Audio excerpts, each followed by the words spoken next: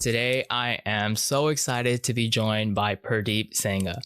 Purdeep Sangha is widely known as the strategist for businessmen and teaches men how to become the complete man.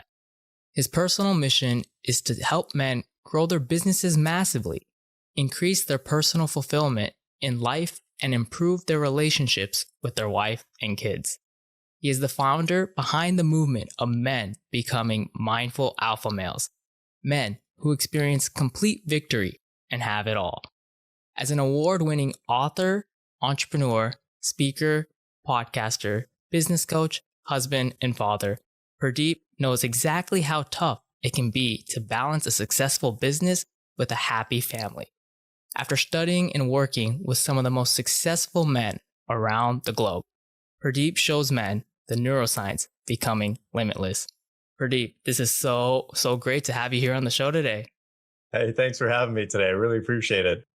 No, yeah, I was so humbled when you and your team reached out to me to kind of collaborate on this podcast. You know, you with your background in terms of how to become the complete man, looking at the neuroscience, looking at the psychology, understanding how stressful it can be to be a man, to balance, your business, your personal life, your own personal ambitions outside of work.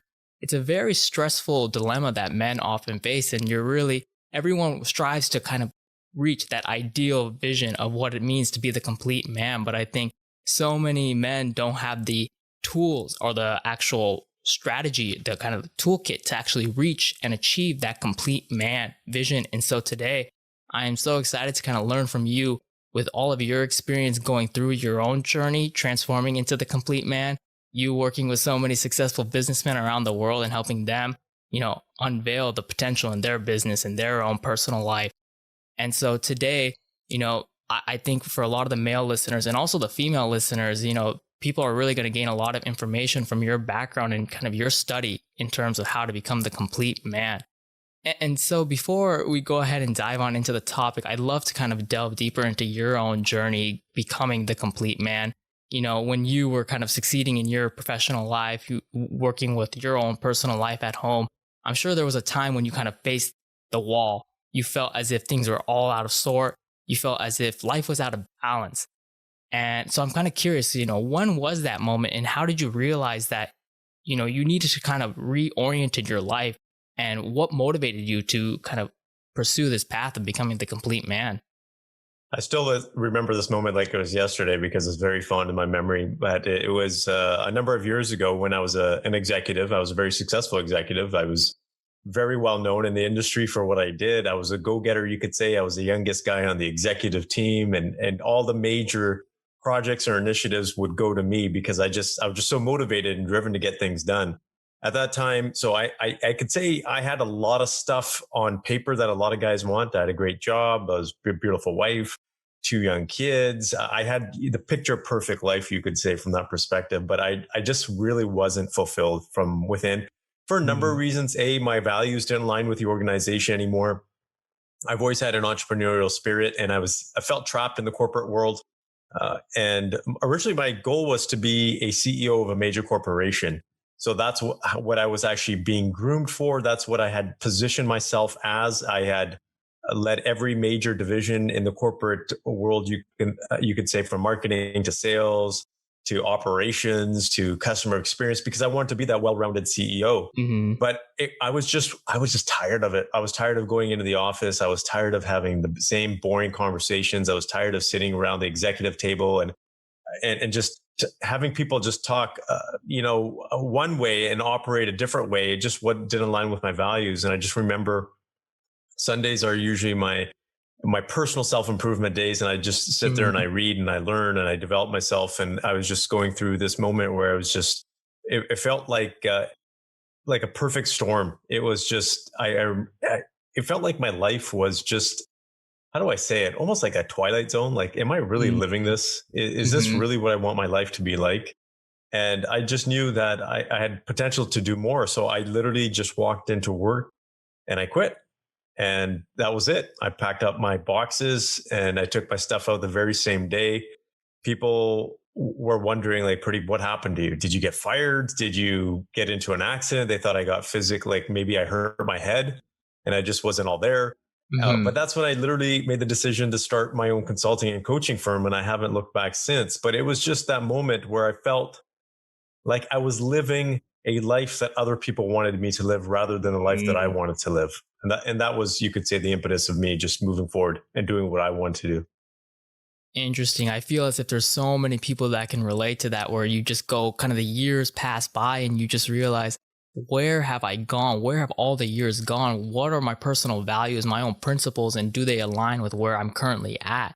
And they, like you were just mentioned, they reach a breaking point at some point where they realize everything is not aligned with what it is that I truly wanted to seek out for my life. And so I'm kind of curious, when you made that transition to leaving your executive role and going into your consultancy and coaching practice, I'm sure there must have been a lot of fear in terms of kind of the unknown. What does this kind of all entail now? You were a very successful executive, but now you kind of almost started from scratch again. Kind of what were you personally feeling during that moment? Yeah, the first few months were tough because the first few months I was like, oh crap, did I just throw my entire life away? Because it was a move where I didn't burn any bridges personally or professionally, but they kind of got burned for me. I think what ended up happening was the people in my previous life, you can say, took it personally because they Mm-hmm. invested a lot into me. I was being groomed very heavily by key players in the industry, so they just took it as an offense, and they just kind of, it was interesting because they kind of stopped talking to me, which was a good sign because I didn't look back. And otherwise I may have been tempted to actually go back. There were times I Right. remember where I went on LinkedIn, and I think there's that button that says open to opportunities or something. And Mm-hmm. I clicked it a couple of times and I said, what am I doing? Like, I don't want to go back. Right. So there were times like that. And I think the big thing is, there was a moment, probably a couple of weeks or a couple of weeks or months after, where I said, okay, my confidence is just at an all time low because I felt like I was starting from scratch again. As you mentioned, 14 years in the corporate world, being known as kind of like the hot shot and coming out as a nobody. And then I would compare myself to other people that were doing really well in the industry. So, not that I wanted to, I'm not a big fan of motivational speakers. That's not my style. I like more practical insight with systems and get stuff done, results. But obviously, a little bit of inspiration is a good thing. So, I would look at people like Tony Robbins or Robin Sharma or all these other people in the industry and say, wow, these guys have millions and millions of followers. I got nothing here. And where am I going to start? Like, what is my competitive advantage going to be? These Mm-hmm. guys have decades of being in the industry, and so what am I going to do? And that was a big challenge for me, probably for a couple of months. And then I had to stop comparing myself because I went back to my core teachings in terms of what I did. And us as people, we, especially men though, we align ourselves, or we think of ourselves, our identity is based on what we do for business or a Mm-hmm. career. A big portion of it specifically for men.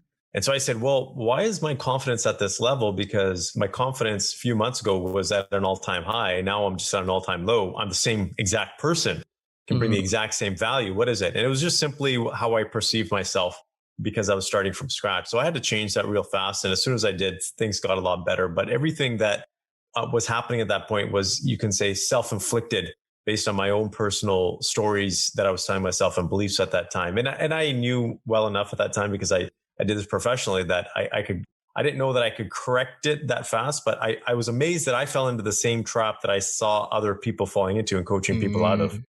which I think just tells us we're all human regardless of what we do. Right, right. And I think it's also so interesting, kind of the idea that, men also have this idea of always wanting to seek out control, and now kind of feeling as if you're not in control of things. You're at effect to what is going on in your life. Men really have a tough time experiencing that vulnerability. I don't know all the answers. What does it take for me to actually make this transition? So being able to kind of say to yourself, okay, I can, get through this rough patch that I'm going through. I do know that this is an opportunity for me to grow, to develop, but I have to really lean in to this uncertainty, to this vulnerability that I'm experiencing in this moment.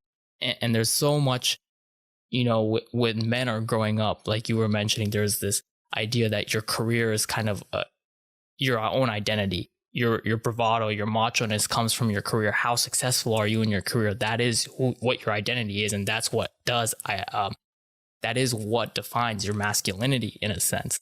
But in reality, that isn't the case. Men go through their own hardships. They go through these like down moments, And so I'm kind of curious, you've really delved deep into the psychology and neuroscience worlds and understanding how does the mind work for men when it comes to, their emotions, when it comes to the energy. I'm curious, what are some of the findings that you've discovered that really help build the foundation towards pursuing and actually embarking on this journey towards becoming the complete man?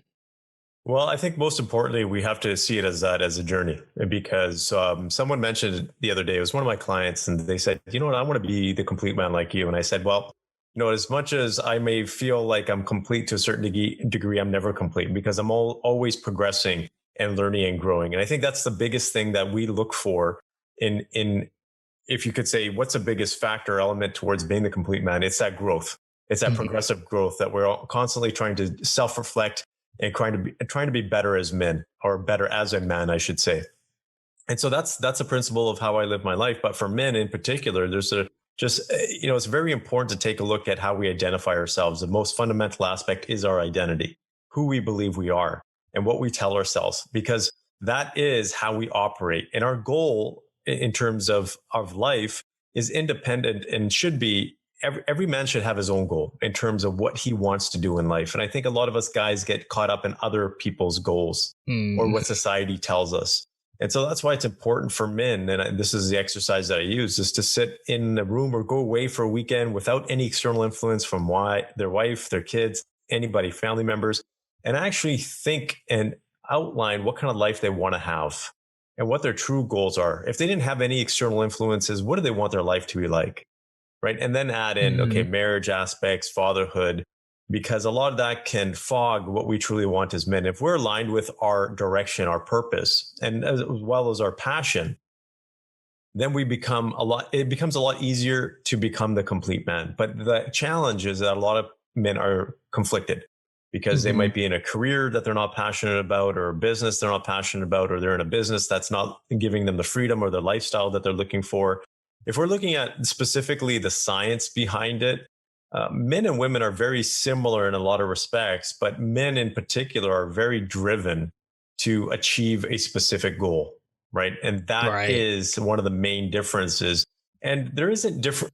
People think that men are less emotional. We are not. We are just as Mhm. emotional as women, but there's a part Mhm. of our brain called the TPJ, which is basically it's a problem solving area where it's almost like a switch. We go into that area a lot faster than women do. So we're constantly into this. We're able to compartmentalize a little bit easier, and Mhm. we're able to go from feeling something to how do I fix this and how do I move forward towards a task. But Mm. those emotions are still there. And we as men need to have goals. We need to have strong goals in life.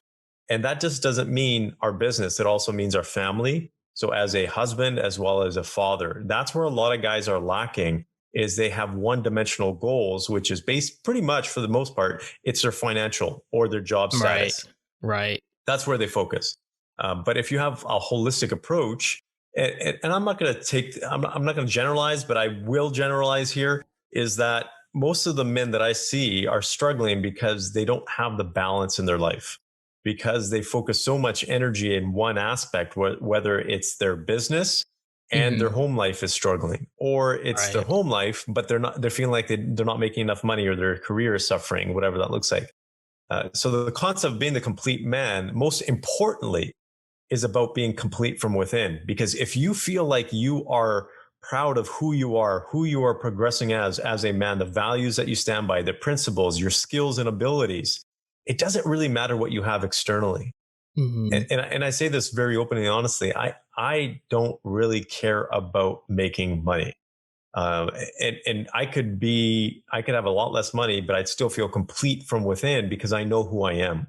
And I've been through situations like 2008, for example, where I took a real big hit in real estate, and I was still okay with it because I was confident in myself, my ability to rebuild myself. But when we are incomplete from within, our external life reflects that. That's what ends up happening. Right. And because we can only create on the outside what we already have on the inside. So if we are complete from within, then we are able to build the outside. And it's just simple science, for example, as well, because how we feel about ourselves determines how we act. And how we act then determines how our environment responds to us. So neuroscience is actually, scientists have actually shown that we actually create our environment. Everything that we have in our life, for the most part, is created by our own actions because our environment reacts to how we behave. So, for example, if we show up in a room, someone does something and we get upset, well, everybody else in the room is going to respond to that. Whereas if we're a lot calmer, for example, so we constantly have to take a look at how we're responding and how we're feeling internally, because the people around us and the environment around us respond. The interesting thing here is that we, as human beings, have a brain that is so powerful that we can pick up on energy of other people and their emotions and the information they're giving us without us consciously knowing it, which means that we are giving off signals as men to other people that we don't know and other people don't know consciously, but they're reacting unconsciously to us from that respect. So if someone says, I don't know why I'm not making these sales, for example, or I don't know why my business is growing, well, there is one reason. It's because of you. You're not growing it. There's something missing in that equation within you that needs to change. Yeah, no, that is so fascinating, so interesting. All of that science that you just detailed out. I'm kind of curious when you talked about kind of going away and kind of getting away from all these external forces that are kind of dictating the way in which you're living your life.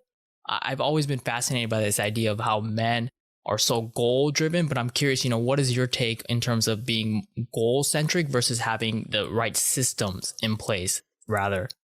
Oh, well, they go hand in hand. So here's how the brain works. The brain is a goal-driven organ. And there's a lot of studies that show that if you want to optimize your energy usage and your productivity, you always need to have a goal. So having a goal or goals is fundamental. I train all the gentlemen I work with, every morning they should wake up with one main goal and then 3 sub goals. That's how their day is set out. That's how their intentions are set out. Every meeting that they have, they should have an outcome-based goal. So what is the point of going into this meeting in terms of what you want to get out? Because a lot of people just go into meetings, for example, and you come out, you're like, what did I accomplish? Mm-hmm. You have to have an outcome and aim for that outcome. Why? Because your brain aligns with that goal. It is a very powerful thing. It's like a computer program where you just set the end result. You set the equation, say, I want the answer. Your brain will actually come up with that because it does 2 things. It's a predictive mechanism and it's a problem solving mechanism, or you could say engine. So whatever you give it in terms of the goal, it will constantly try to predict what the outcome of the goal is, how to get to that goal, and how to problem solve any challenges that get between you and that goal. So it's very important to have a goal. Without a goal, you're way less likely to have success. And I've seen this over and over again.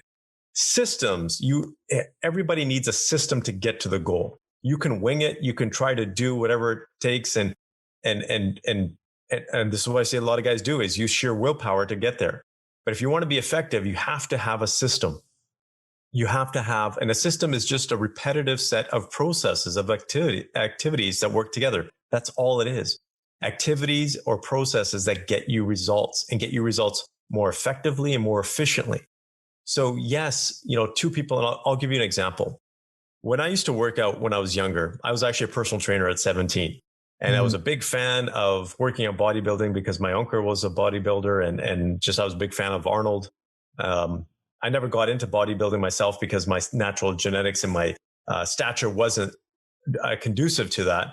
But I worked out hard. I was probably one of the heaviest lifters in the gym that I went to for years.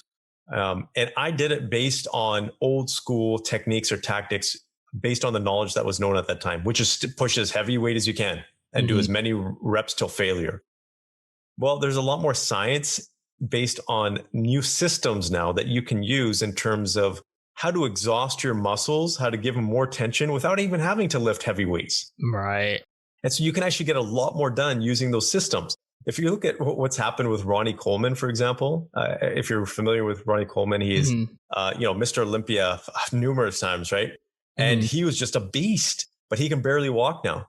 He walks with not crutches, but I don't know what you call those again. I'm just losing my train of thought. Yeah. He's basically walking with that. He can barely do anything. He's still working out, but he can barely walk effectively, and he's just in pain all the time. because all he did was just push himself. A lot of the bodybuilders say the same thing now. They're like, we probably shouldn't have lifted all that heavy weight because there's better systems out there. So my whole point there is that if you find the right systems, you can get better results and get to your goals faster and easier without expending all of that wasted energy, resources, and time. Right, right. So I guess what I'm getting at here is that the goal is the actual end result you're going towards, and the system is the method in which you actually are progressing towards that. And systems will dictate how efficiently, how quickly you can get to the goal. And there's, like you were mentioning with that bodybuilding example, there are systems nowadays that people have learned there are more effective ways to get the same exact end result you're looking for without the negative consequences that come later down the road. So I think that's such an important thing for men to understand, that I think a lot of us, when we think of a goal, it's a very linear path. There's only one system to get to that goal, where in reality, there's multiple systems that can work. It really does come from understanding and tuning into yourself and realizing my path is not going to be the same as your path in terms of the system that I'm going to have to utilize to reach this end goal.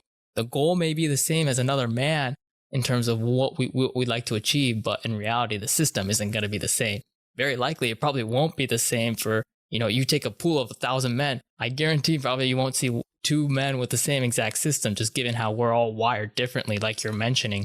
So I think that's such a great takeaway for men to realize, really experiment with your systems and especially processes. Understand that you need to fine tune the processes. I think there's a method that you call, and I'm kind of curious to learn some of your practices and teachings in terms of techniques that individuals and men can utilize to, embark on this journey or continue on this journey towards becoming the complete man.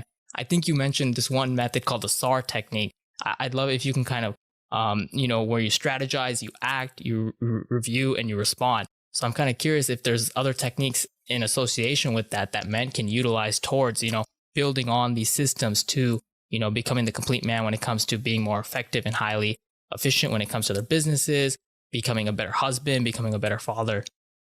Wow. Yeah. So everything, if I could sum it up, because that's kind of difficult for me to answer because there are so many systems, but it's one of the things that I talk about the most in my book, in my chapter, in terms of becoming a complete businessman, is putting everything that you do into a system. So it's hard for me to say these are the systems because I literally have dozens of systems.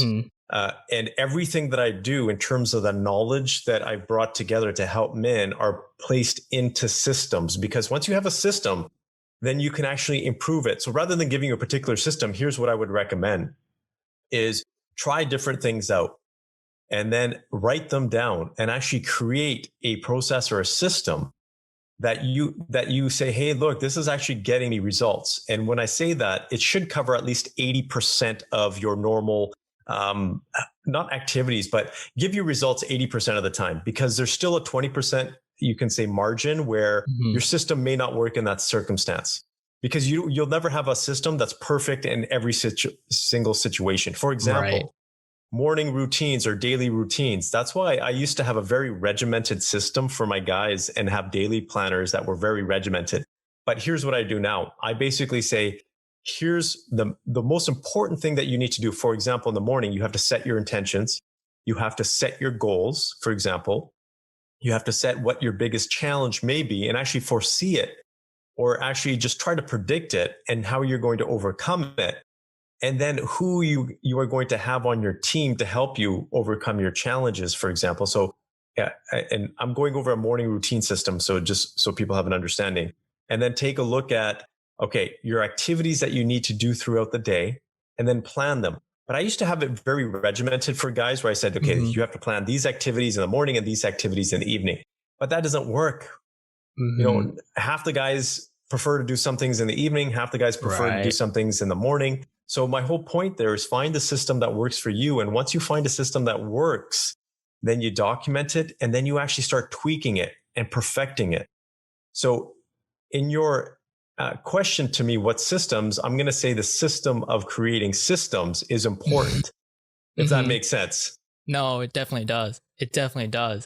I think, just always understanding that you can tinker with it. There's no one size fits all, which is why I think, like you were mentioning, there's dozens of systems out there, which is why you can peruse the internet, you can find so many different systems, but unless, like you mentioned, you actually seek out the system, you implement the system, you fine tune it, you realize, oh, like that example with guys, I don't like working out in the morning, for example. I prefer to work out in the evening, and then you can kind of tinker with that system. What activities do I enjoy doing in the morning that can help me kind of succeed and conquer those goals, those problems that I'm foreseeing in the day ahead of me in a much more effective manner. So Yeah. I really love that take, building systems to tinker with the systems that you're eventually going to actually implement.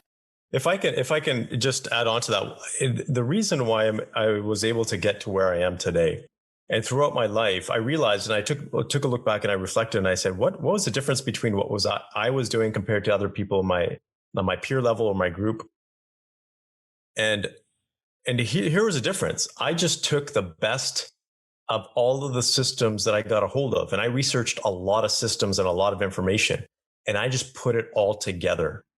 That's all I did. And so I took the best of the best and I put it together. And I like to use a Lego approach. Is I just started to create my own little castle based on the different things from different systems. And I think that's what every guy needs to do, is take a look at different people's systems. Take a look, if you're a business owner, take a look at different businesses and find what works in those businesses and create your own systems, because there is no cookie cutter approach. That's why when we do consulting for large organizations, my team doesn't go in there with, hey, look, we've already had this pre-built system and we're going to plug and play. That doesn't work. And I like to use the example that it's like feeding your dog, your cat, your fish, your wife, your kids cat food. You can't, right? It's a similar approach to life and in business. You got to have different aspects or different systems in place. So I just want to make that point there.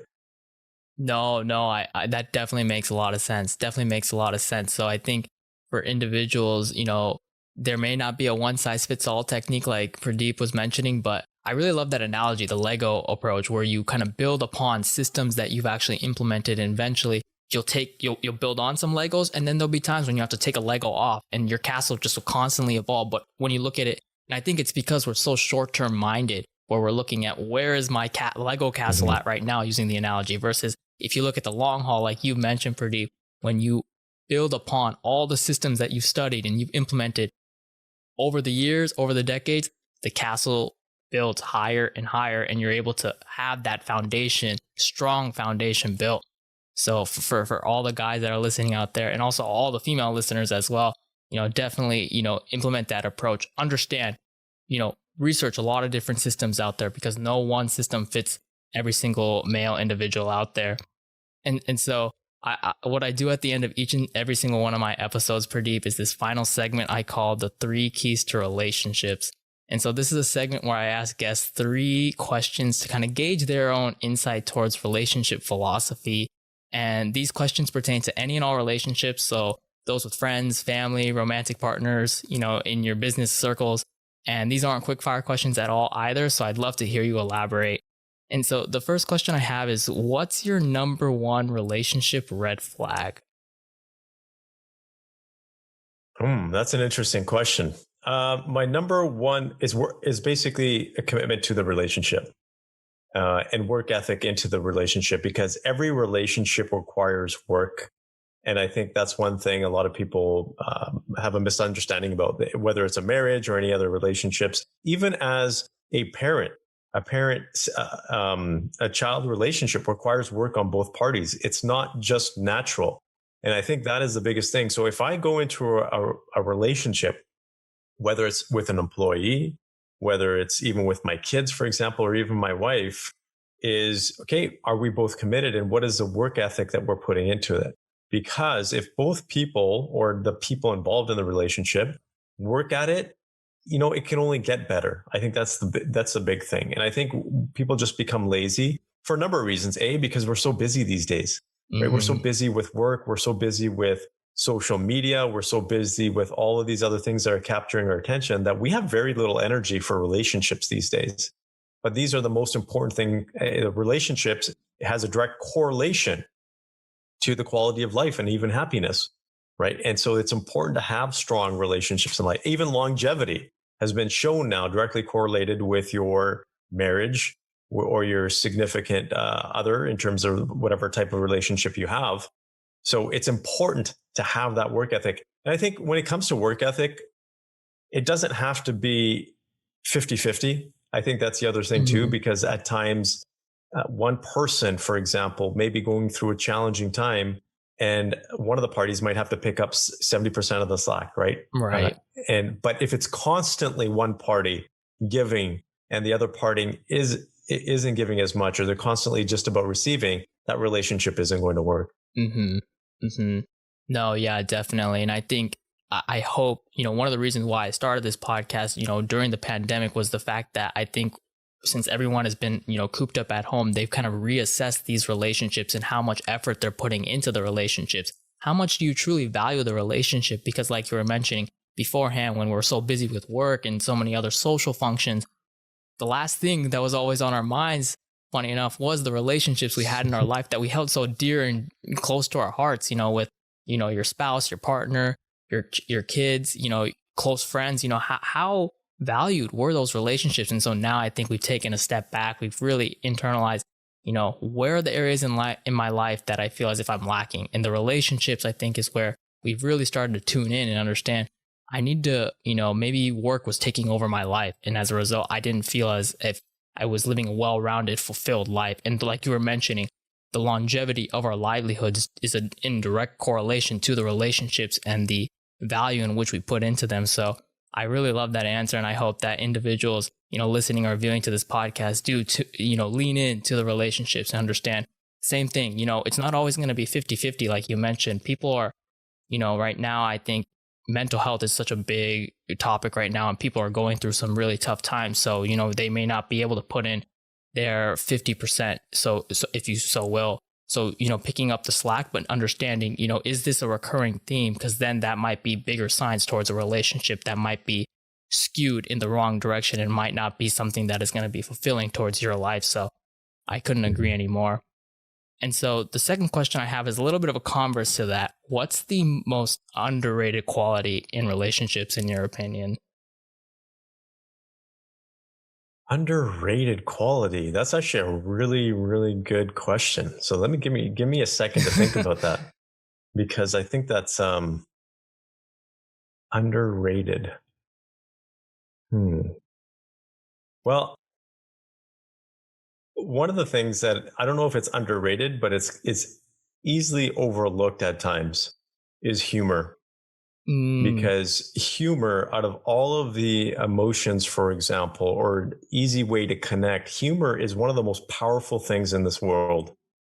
And instantly, just by making each other laugh or by having that humor within a relationship and not being too serious, I think just improves the quality of the relationship by a ton. If I take a look at some of my best relationships, my three best friends since I was a kid, I've known these guys since basically we were all born, because our families were close friends, it's based on humor. When we get together, it is literally like a joke fest. People are like, what's wrong with you guys? You guys are just laughing, like you guys can't stop. And that's the one thing. And we live on opposite sides of the country. We see each other once a year, and we still have that connection. And so humor, I think it's important. A lot of people are just too serious these days. And we it's again, like I said, society is fast paced. Everybody's mhm. so focused on so many different things, but I think humor is super important to have. And I think, I think if we have more comedians, we have a couple of my daughter's actually very hilarious. She's just, I don't know what it is, but I was telling my wife the other day, I'm like, I absolutely love her personality and I'm enjoying it so much. She's only 5 years old, but she is just this little comedian. She does the craziest little things, and it just brings a smile to our faces. So comedy is a big thing, I would say. No, definitely. I think comedy, the best part is when you realize how much it can slow down your life. Like you were mentioning, you're living in such a fast paced world, and then comedy can really slow it down, bring you back down to earth when you're like living in this kind of outer atmosphere with like work, with all these other commitments that you're hustling and bustling towards. In comedy, when you meet like those friends that you have since childhood or since schooling days, whatever it may be the case, you just pick off immediately when you meet up with them because you have all this humor that's been built up. Mhm. And whereas with other relationships, when you're so closely tied with individuals, sometimes you don't have that humor, and you're like wondering why don't I have that type of close knit bond, or I don't feel as, I don't know what the word is, but you just don't feel that kinship as much with people that you see on a day-to-day basis, but some that you see maybe once a year, and it comes back to humor. So Mhm. I think, yeah, that's definitely a super underrated quality nowadays. There's another side to that too, because I think if we take a look at if I take a look at intimate relationships in particular, we connect based on certain neurotransmitters and chemicals in our brain. For example, like oxytocin, which is a binding or a love chemical, which we typically get with intimacy. Let's just say if we were talking about a partner or Mhm. things like sex. But outside of that, if you think about those moments where you connect with your spouse the most, it's when you're laughing together, Right. right? Because those chemicals are released into your body, into your brain, where you're automatically binding together and you're bonding together. So I think it's important for couples to talk about. I say very openly because it's a mature audience that sex is super important in relationships, and also keeping it light and having that humor as well. Yeah, definitely. And so the third and final question I have is, what would you say is, or if you don't have one, what would be your own mantra or slogan for relationship management? And so to give a little bit of context, this podcast centers itself around the idea that we don't make relationships, but we make relationships better. So I'm kind of curious, what would be your own mantra or slogan? And I guess it can also apply to life at large as well. I would say give more than you take. That's a simple one for me, because I think if both parties are in it to give, then that relationship is bound to succeed. Hmm. And that is fundamentally, I think that's how relationships evolve and grow as well, stay together. If you think about why relationships break down, whether there's resentment or miscommunication or whatever that looks like, one party or maybe both parties just contract and they pull away and they stop giving. But if we continue to give to each other, and specifically when I say give in the way that the other person also wants to receive it and what Hmm. their main needs are, because we all have different needs as couples, as a man or as a woman. We both have different needs, and every man has different needs as well. Right. And so it's important. And my wife and I have this one question that we ask each other, which is, "What do you need from me the most today?" Just the Mm. one thing. One thing. We don't make a laundry list. Just one thing, because it's easy to do, and we're both conscious and intentional about it. So what ends up happening is when we both give to each other from that perspective, it builds our level of, you say, connection. It gives us what we need. We respect each other more because we're both like, okay, we're here to give each other what we want to be able to give. And it's a good situation to be in. I think one of the things that I learned the hard way was during tough times in relationships, if I stopped giving, then I stopped being who I am as a person and Mm. who I represent as a person. So regardless of what the other person does or how I feel about them or the negativity, I have this motto now where I continue to give, and I'll continue to give, not even because I think the person may deserve it, but because that's who I am as a person. And if you stay true to that, I think relationships will continue to succeed. You'll get through some of the toughest times, because again, I remember when in a past failed relationship, or even when my wife and I had challenges, is if I would pull away and not give, I would feel more crappy about myself than the actual relationship, because I'm like, what Mm. kind of person am I? Hmm. So these are important things that take into consideration. Giving is, or you can't go wrong by giving. Yeah, no, you definitely can't. And I think by leading with the intent to continually give, even in those rough spots, it's just going to make you a better listener, and you're going to be able to tune in with other individuals on a much deeper level when and you do this with any individual, your spouse, a business colleague, your children, your friends, and you'll just be able to tune in kind of with the entire human existence. All of us have so many different needs. We come from so many different backgrounds, but in reality, all we want to do is feel connected. And if you Mhm. can lead with that intent to give, understand. And I love that exercise you do with your wife. What do you need from me today? It's such a simple exercise, but it's something that, most people don't do. And as a result, if you don't understand what it is that, your partner needs in whatever given scenario you're working within, then you won't be able to actually tune into their needs, and there's going to be some miscommunication. There's going to be a fallout in the relationship as, time progresses. And so that's how you really do build those strong, lasting relationships that can endure those hard, tough moments. So, for all the listeners and viewers, I love that take. Give more than you receive. It's going to lead you to learning more about the human existence, and just you'll be able to connect with so many other people, because once you start leading with that intent in one relationship, it spills over into another, and then all the relationships you seek out from there on after are just going to, evolve and grow and be so much stronger and more fortified. So I love that. And so, Purdeep, this has been an absolutely wonderful conversation. I think all the male listeners and the female listeners are going to be able to take some tangible steps towards, helping them realize and embark on or continue on this journey of trying to lead a life of becoming the complete man. And so I'd love to leave some time here at the end for you. I know you just released your book, The Complete Man. For the listeners or viewers, if they were interested in working with you, checking out the book, where can they go? Yeah, sure. So there's three areas or three places where you can go. You can go to purdeepsangha.com, and there's a contact form. Feel free to reach out to me. We do respond very soon, so we'll get back to you right away. Or if you'd like a copy of the book, you can go to completemanbook.com. Right now, if you go there, it's a free plus shipping and handling offer that we have, because we just want to get the book into as many people's hands as we can. Interesting enough, we have just as many women reading the book as men, which I find very fascinating in terms of the information that we have so far. Mm-hmm. But which is fascinating. And for your listeners as well, if you go to completemanaudio.com and use a promo code Victory75, all one word, you can also get 75% off the audiobook. So any one of those three sites, I'm more than happy to connect with you on. Awesome. And yeah, I will definitely be linking all of those down in the show notes or in the description if you're watching the YouTube version of this.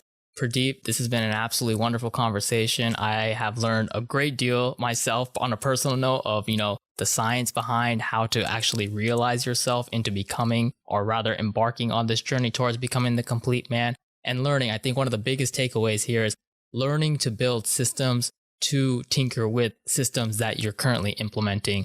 And so I hope for all listeners out there that they have learned a great deal of tangible steps towards becoming the complete man. And, for listeners, if they're interested in working with you, I'll be linking your website down below as well. You've helped so many, successful businessmen around the world transform their lives into becoming the complete man on a professional level with their businesses, at home. And I'm just so excited to see what you continue to do in the future. Yeah, thank you. I really appreciate the opportunity to be in front of your audience. I really appreciate that. Thank you.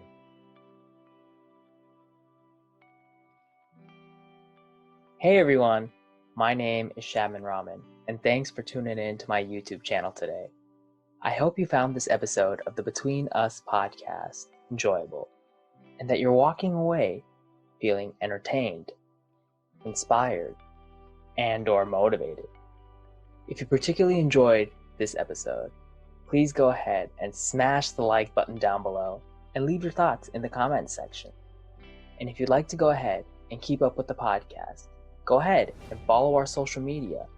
And please go ahead and subscribe to the channel and turn on the notification bell, so that way you can find out about new episodes as soon as they're released. Until next time, everyone, take care, and we'll see you all in the next episode.